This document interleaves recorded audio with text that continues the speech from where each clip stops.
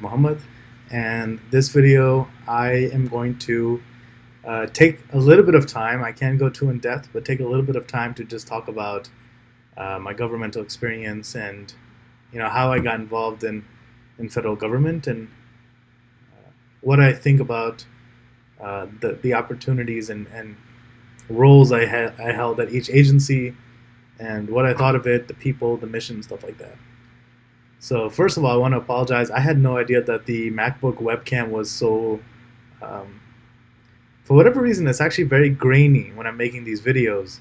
It's very crisp on FaceTime, but I don't know if there's some bad, I don't know, Chrome integration with Mac OS that just they don't get along. Um, but for whatever reason, I look at myself and when recording it looks decent, but then when I play back, I was looking at my last reaction video where I look at some news articles. I did not know that it was so blurry. So that's definitely something I'll be trying to fix in the future.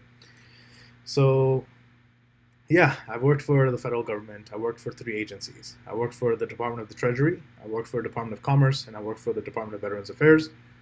Um, I got involved in government after being recruited in 2019. I had submitted myself to some opportunities. I was studying computer science at the time, and I was being considered for opportunities with the DoD or an entity within the DoD actually. And while I was being considered for that, I was being considered for the opportunity. And DoD opportunities take time to clear you, look into your background, all that stuff.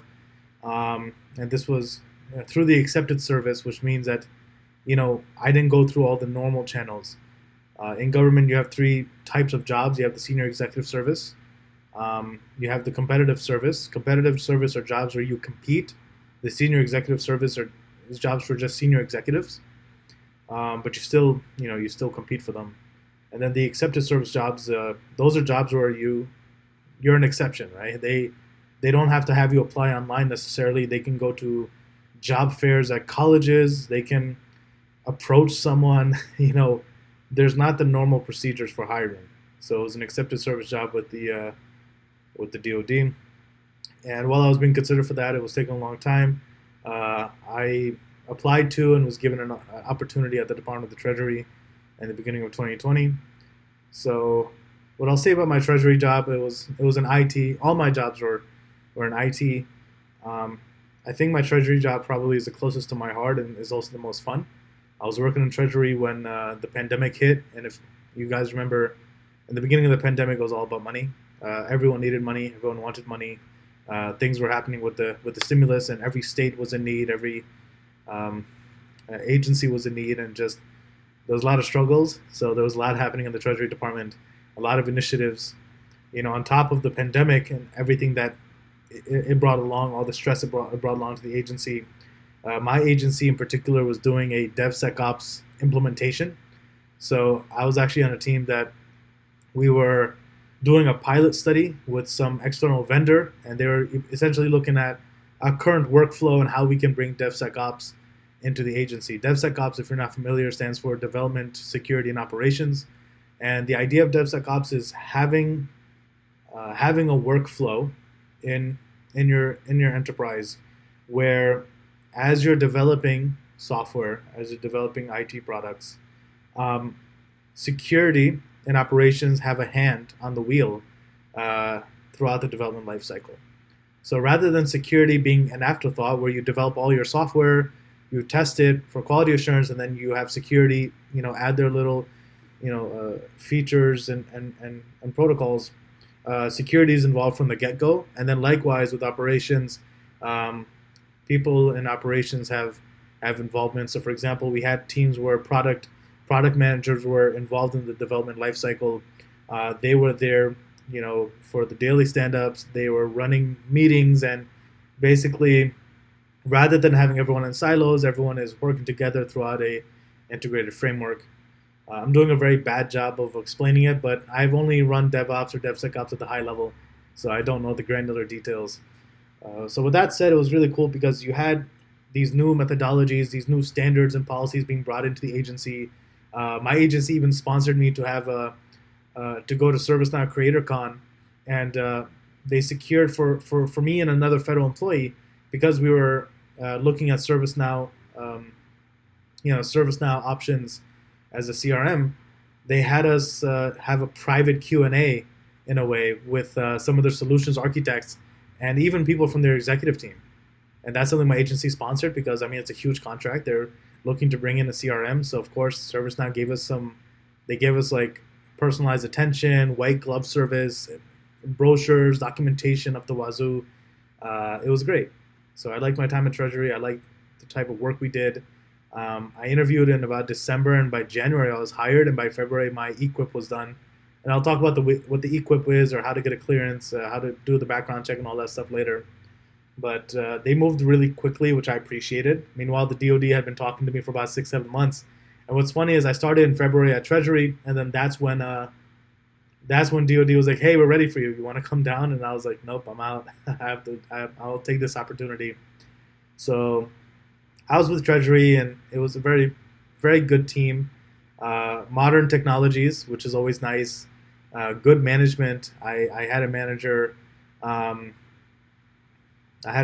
Who really believed in me, and he was really happy to have me on as a resource. And I have a lot of admiration for him and a lot of appreciation. I had good teammates. I had good employees, developers, security folks, project managers. Everyone there was just A+.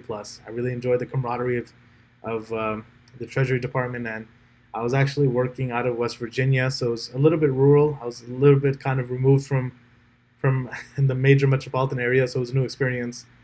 But I enjoyed the work we were doing. A lot of that agency's work involves selling Treasury bonds, and I thought that was just fascinating to me. I just loved being involved with a very money-oriented enterprise, and an enterprise that generates its own revenue, that does a lot, through shared services for other Treasury agencies, and yeah, just good memories all around. I can't think of any deficiencies I had there. And I think not being in the DC Beltway definitely helped, because there was no cutthroat or political environment there. Like overall, from the beginning to end, I only have good memories of my time at Treasury. And I think if anyone's considering Treasury, you should definitely consider the Bureau of the Fiscal Service. That was the agency within my department. That was the agency I was with. And I really enjoy how the senior executives, how the branch managers, the directors, just everyone really empowered employees. There was tons of opportunities for professional development. I got professional development in Lean Six Sigma, project management, Scrum, Agile training, everything. So a lot of money was spent on employee wellness and development. There was a lot of team building exercises, and just end to end, everything they could do for the employees they did. I was a part of some professional groups. One of them had to do with the Disability Awareness Council, and our job was to essentially research new ways to empower employees, new accommodations that maybe we haven't considered that could help employees be more productive if they have a disability that needs to be addressed in the workplace, something that can help them. And how do we create a more equitable and an accessible agency? And that professional group was filled with a lot of great people. And then there was also the Design Architecture Review Team, DART, and the role of that group was to bring in new practices, new technologies, softwares, methodologies, and just improve the way we work and deliver services to the American people, to the taxpayers, to our citizens. Anyone who receives our services deserves to have the best service, the best quality work, and that is a philosophy that the agency had throughout. I mean, with thousands of employees, about 4,000 employees, it's not easy, but I really like how every office I collaborated with, whether it was in my office at another building, right? So it might be someone slightly removed, or a different office nationally, right? Rather, it might be another state, another time zone. It was just a lot of fun. So that was the time I had at Treasury, just good memories in IT management. I left Treasury, which I regret, for an opportunity at Commerce. And I shouldn't say I regret it, but I think while I had a decent time at Commerce, I would have been happier had I remained at Treasury. But I left for a better opportunity with the Department of Commerce, the United States Patent and Trademark Office, and again, my My job was in the IT management job series, and it was a cool opportunity. I was working at the patent office, which has a lot of innovation happening, has a lot of interesting people. Especially, you have a lot of engineers who are working on, reviewing patent applications. A lot of lawyers, and it was interesting. Just the mission of the patent office was to, encourage innovation, and it raises a lot of money. It was another independent agency where it raised a lot of money through patent applications. So that's a little bit, self-sustaining, self-sufficient. So I joined the patent office, and I was there for from the end of 2021 to almost the end of 2022. Or sorry, no, end of 2020 to about almost the end of 2022, 2021. God, I can't tell time. So yeah, so from December of 2020 to September or October of 2021, I was with the patent office, and I had a great manager, great guy. I have a lot of admiration for him, but it was a little bit more stressful because this job was in the DC area. It was in Alexandria, so there's a lot of stress. People move very quickly, and you have to do a lot of guesswork. So there's a lot of initiatives that are critical, high priority. A lot of initiatives that I inherited. So I had to hit the ground running. I was a scrum master for some teams. I was handling project management, program management, product management. There are tools that are being developed that are critical to the agency.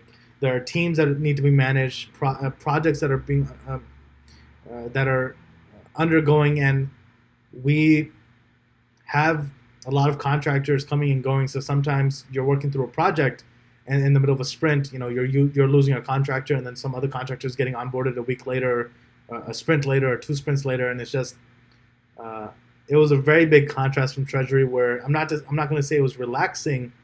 There was still a lot of work to do, but I always felt like I was able to keep up with the work. But with Commerce, yeah, they moved very quickly. And there's a lot of lawyers there. So I would sometimes work with product owners, these IP specialists, intellectual property specialists, who because they're not technical, they're not able to articulate to me what they needed. And I had to help fill in those gaps through additional conversations, through questions. And I feel like there could have been a little bit more empathy in that agency. And it wasn't a systemic problem. I will not say that the whole agency was rotten. No, there was a lot of great people there. But when it came to just the team that I had and the folks we worked with, I felt like sometimes the questions I asked were seen as like a little bit ridiculous. I also didn't have a lot of understanding of the scope of some of the projects, just because, again, everyone was every conversation just felt like a drive-by. Like or a drive-through. It was very transactional. Like I asked a question, they answered the question in the most minimal way possible with very little information, and that's it. And it's their definition of an answer, but for me, I need things fleshed out. I don't just want the bare bones skeleton. Like, you need to kind of fill in those gaps. And my time at Commerce, I think, was a little bit more stressful than Treasury for that reason. Where in Treasury, we know the mission, we know what we're doing, the projects are fully explained, the products and their purpose is fully explained. But with Commerce, I think documentation could have been a little bit better. I think communication could have been a lot better. And I think it was a very interesting agency where I felt like I was back in the private sector. I felt like there was a lot of stress. I honestly sometimes felt like I was taking my work home just mentally. I was very stressed. My friends noticed a lot of stress in me. They noticed I was, sometimes worried, sometimes concerned. And I was even, doing research on my own time, doing professional development, because I was like, there's just some things I don't learn. Because there was a lot of granular skills. I think that's another problem with Commerce, is that you can be up in management, but they want you to be an individual contributor, even at the high level. And those are some skills that I didn't have. And they also expect you to know minute, technological details. So, for example, I was taking courses on Python because we had a project that involved a lot of Python. We had tools that are being written with Python. And they would sometimes ask me something about, Mohammad, how does this tool in particular work? Mohammad, how come when we want to print this out, it's not generating the results we're looking for? and they would never let me consult my resources or take time. They usually wanted answers right there, right then and there, and that was very stressful. Right at Treasury, there was all the coaching available, and management was really there for employees. But at Commerce, I kind of felt like the person I reported to was not hearing me when I kind of told them some of the struggles I was having. Um, because it also comes down to mindset. If you take someone who is an executive and you put them in a job that has executive or executive adjacent title, but the workload is that of an individual contributor, I said the mindset is also like I'm not even thinking longitudinally. I'm back to a job where I'm thinking day by day or hour by hour, right? And that's a muscle you have to exercise, right? You can think long-term vision and then short-term, operations.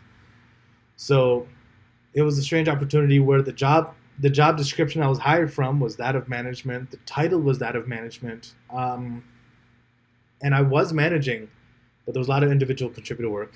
And there was a lawyer I worked closely with who gave me a lot of stress. In fact, even as I talk about this, I'm feeling a little bit of stress because um, she was a poor communicator. She would get a little bit frustrated with me at times, and that frustration would kind of make me feel bad at the end of the day. Um, Not to mention, I was dealing with some technological issues, but that wasn't really unique to that agency. A lot of governmental agencies that had to work remotely, their VPNs would get overwhelmed, their servers would get overwhelmed for everyone trying to remote in. So that's something that because I joined them at very early on in the pandemic, I excused them for that they were not really prepared. They didn't necessarily have the bandwidth. And also, there was something wrong with my credentials because I never got an ID card for Commerce. I never got a PIV card. I had a PIV card at Treasury. It's a very cute photo. It's just me smiling, and it says Treasury. It was a very cool ID card. And I had one for the VA at Veterans Affairs, but at Commerce I never got one. And so I think that also hurt me is that sometimes I would try to log into some tool or site, and it would say, hey, insert your ID card into the reader, and I'd be like, oh, I don't have one. And that also hurts your credentials a little bit. That hurts your workflow. But with that said, I liked my boss. I liked how much he believed in me. I liked, how supportive he was. And I think he was on his way to retirement, so that might be why he wasn't able to help me as much as he could have. And I think in ways I could have also articulated a little bit better the resources I needed, but I think it was just kind of some shock, right? There was definitely a splash of cold water on my face where I had this amazing title, amazing opportunity, amazing office, but then I'm doing work that, not to say it's beneath me. I mean, the work of government is to serve its people, and I like the mission of that. But I think if I had known how much technical hands-on work was involved for an agency with, quite frankly, I think it was like over 10 to 12,000 employees, I said we definitely have enough resources where I can kind of focus on the long-term planning, which is not being decided by all the resources that we have. Like I would see some meetings where people have titles like IT program manager, but then when I see the people who are present, I'm like, there's a lot of lawyers here and not enough technical resources. So I feel like I could have been leveraged a little bit more appropriately in that agency, but I will not say that I suffered or had any negative experience. If I had an opportunity to go back to Treasury, I would. If I had an opportunity to go back to Commerce, I would. And I think I would go back with the mindset this time that I think everyone is expected to pitch in, or everyone is expected to be overly technical. Even if the job doesn't ask for it, it's something that's kind of expected.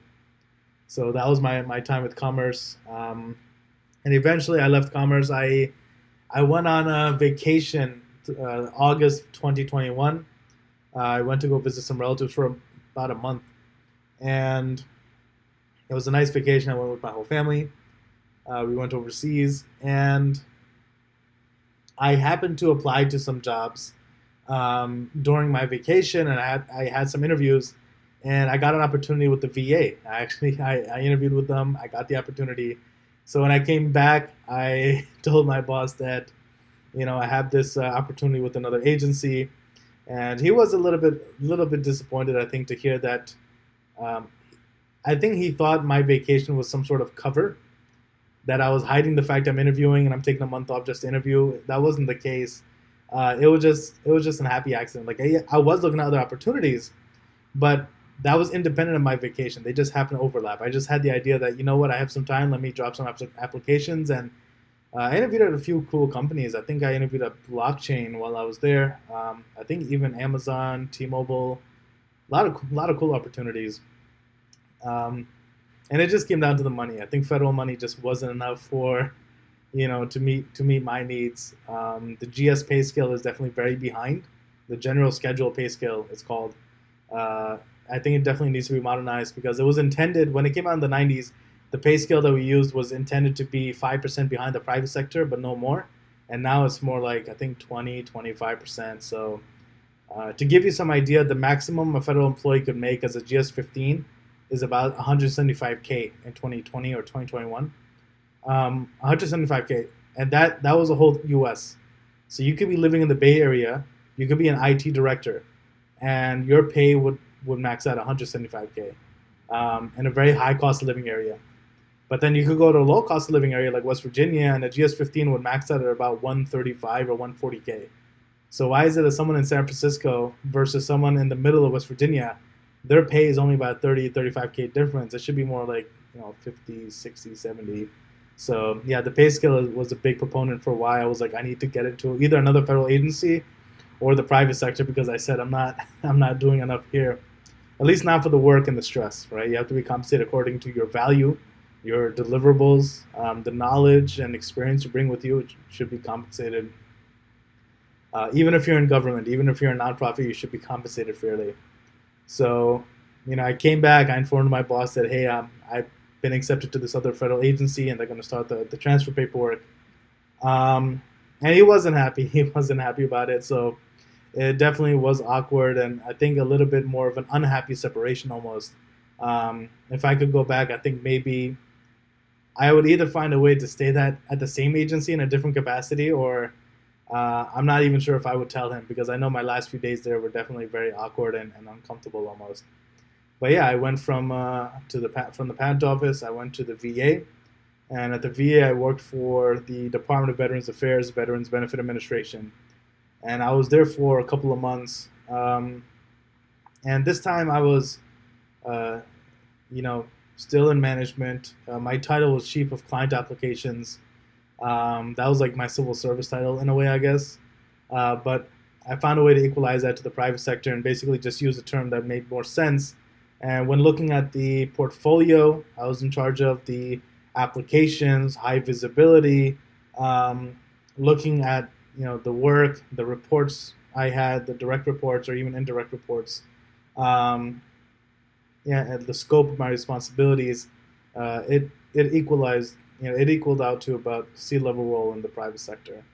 Um, so that was the opportunity I had at the VA, which was um, managing a lot of sites, a lot of applications that veterans use to access their benefits that they deserve, 1,000%, and just trying to modernize everything, trying to make things more accessible, trying to make things easier to use, and making sure that when dealing with non-technical audiences, non-technical end users, we are empowering our veterans and ensuring that they are able to answer any questions they have, get the resources they need, get in touch with the resources that they want, and just continue serving the millions of veterans that we have.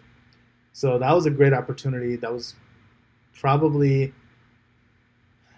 I would say, the most honorable opportunity I had while in government. I think the work we do with the VA it it definitely blows commerce and treasury out of the water. Like working with vets is there's no equal, right? There's treasury was interesting and there was good people there. Commerce was also interesting because there's so much innovation happening at the patent office.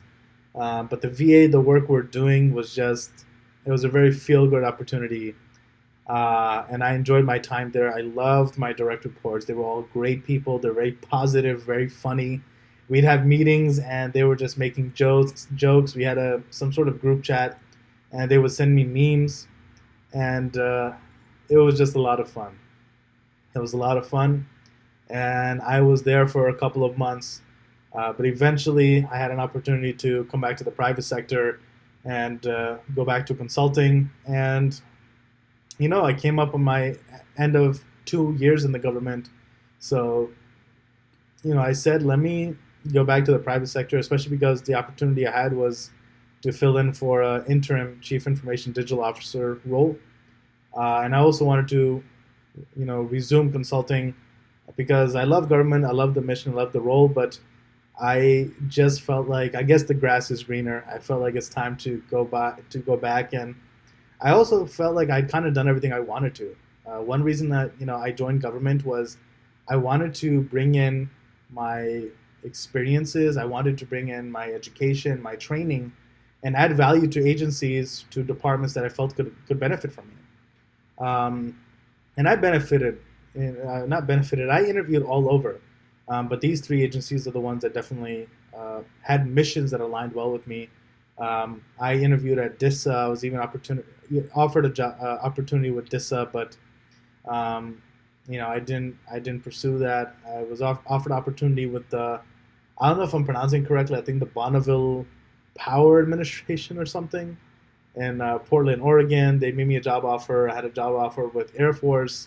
I had a job offer with Army. Um, I had job offers from a lot of DoD entities, and I did apply because I was serious. But at the end of the day, whenever they made their sales pitch, so to speak, the three that always won out was Treasury. There's a reason I went there. Commerce, again, there's a reason I went there, and then finally the VA.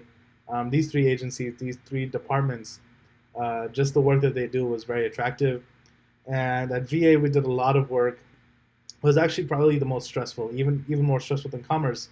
But because it was such a feel good, vibe, very good mission, and the work we're doing was just so visible. I mean, I was working on applications that all veterans are using, or most of them are using. Things that were related to the GI Bill, for example. So that was really, everyone's using the GI Bill. Everyone is using tools associated with the GI Bill. So I liked looking at the reports, looking at the analytics, and while there was a lot of stress and there was so much happening, I mean, there was a million different things happening there. So many meetings, so much bureaucracy, so many vendors and contractors that were leveraging. At the end of the day, it really was, a good opportunity. And I know when I gave my notice that I'm going to be leaving in February, um, my team was disappointed. I could tell my boss was disappointed. Um, but it was just that time. The writing was on the wall, and I said, like, let me go back to the private sector and sharpen my skill set and hopefully come back someday in even a higher capacity.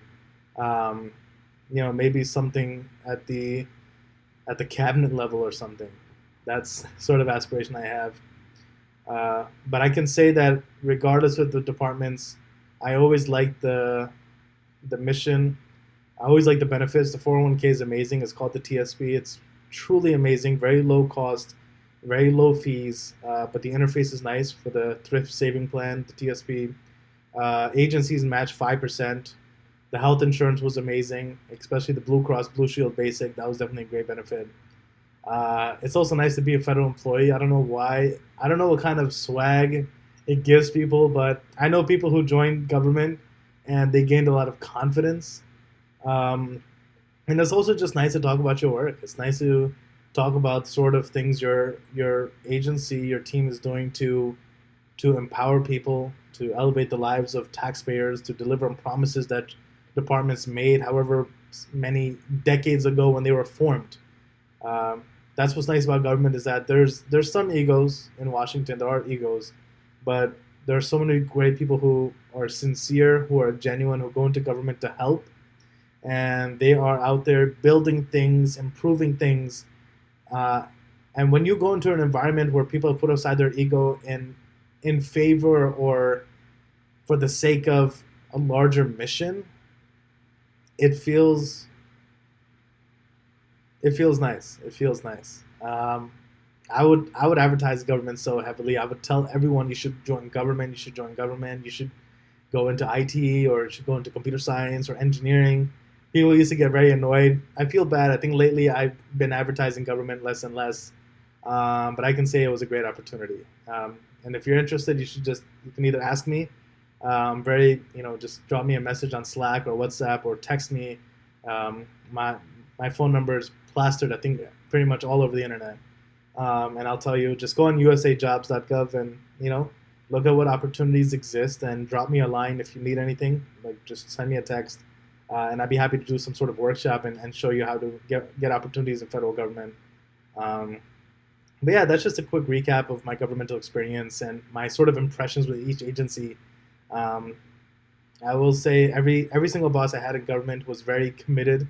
Um, they were either very helpful or tried to be very helpful, and I would appreciate the opportunity to work for any of them again or work with any of them again. And I do like how committed every single one of them was. You see companies where people at the top usually just had, I don't know, the right education, or they were in the right fraternity, or they're the son or daughter or wife or husband or parent of some important person. You see people who are at the top for reasons that maybe aren't about merit or work or experience, but in the departments and agencies that I was in, I'm just happy that every boss that I had was in their office for a good reason. They were in their office because they were chosen. When I was at Treasury, my boss was very well loved, and he worked his way to the top, and it showed. And when he talked, you became very aware that this is a man who knows what he's doing. And he'd been at that agency for about a decade plus before taking his current job in management. So he knew everything, and he worked his way up there. My boss at Veterans Affairs he was a former vet. Most of my employees or coworkers were. It looks like a lot of people after military either go into defense contracting, right? So they go from consumer to provider. So they'll walk off the base and then go and get a job selling stuff right back to the base that they just left, or they go into the VA. Those two are, yeah, either DoD adjacent as like a vendor, so like Raytheon or Boeing, or they go into the VA. That's very popular. So my boss was a former vet, and he was a very educated guy. I mean, he had CIO training, Chief Information Officer training. He had a very technical background, which just surprised me because I said, I'm used to the private sector where people who are key stakeholders are not always the most technical. So to see a technical person at the third agency in a row, my first boss at Treasury was very technical, right? The guy could even develop, if you wanted to develop something in JavaScript and you told him to do it, he could do it in front of you. My boss at Commerce was not too technical, but his background was actually in engineering. So considering that, I said, now that I know that, the fact that you know so much about Python or you know a lot about the products that we're trying to work with is amazing, right? Because no formal education, just hands-on learning. That was very impressive. And then at the VA, again, every single agency, my bosses were people who worked their way up. They're people who had put in the work, put in decades of work into the government. So that I think definitely enhanced my experience because it's when you're reporting to someone and they know the details of everything happening beneath them, it inspires you, it motivates you, and it's just a good feeling. And yeah, the benefits were good. The environments were, for the most part, pretty positive. Maybe a little bit stressful if you have to deal with DC politics, but I hope this recap gave some insight into federal government, its experience, the experiences you can expect, and the type of work I did, or hopefully it was just not me ranting, and it actually had some sort of value to all of you. And if you have any questions, please, just drop a line, let me know, and I'm always happy to go in depth as much as I can. I think everything I shared is probably all I have to say on the subject, because it's been over a year since I was in government. I was at the VA, and it's been like 2-3 years since I was at Treasury. So at this time, I've forgotten anything specific, but I still remember how I applied to the jobs. I still remember, what they were looking for in terms of skills, and if I can be an asset in any way, please let me know.